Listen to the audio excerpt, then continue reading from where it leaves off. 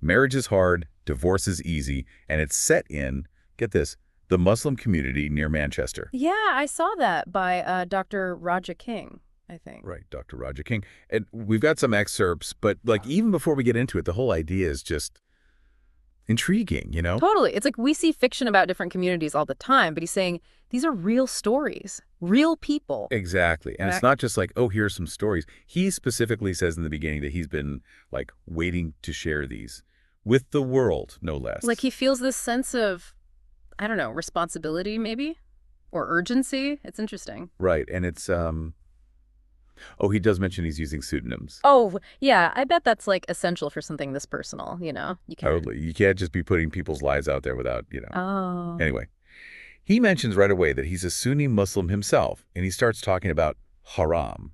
Oh, right. Yeah, that's like, okay, so for people who might not know, it basically means something forbidden by God, right? So like a pretty big deal. Yeah, and he specifically mentions it in the context of like relationships, premarital sex. Which, yeah, it makes sense, right? It's like in a lot of religions, there are these rules or guidelines around intimacy. It's a universal thing, really. Yeah. Trying to figure out those boundaries. And speaking of relationships, the first chapter is called Aina Ab and Barun. And it's not subtle, he puts right there.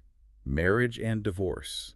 Oh, wow. So he's going there. Interesting. And he mentions Einab grew up in Oldham, right? Oh, Which so- Oldham has such a specific vibe, even within Manchester. I was just thinking that. Like, it feels very intentional to set her story there. Right. Like her experiences are going to be tied to that place, that community. Totally. I'm really curious now, like, what happened with Aina and Barun? And who else is he going to tell us about? It makes you think, you know? Like we talk about things like marriage and divorce in these big general terms. But everyone's story is so specific, shaped by so many things, their background, their beliefs. Yeah, and this book sounds like it's going to give us a glimpse into that. How all those things, those little details come together. It makes you wonder, like, how much of what we think about love and commitment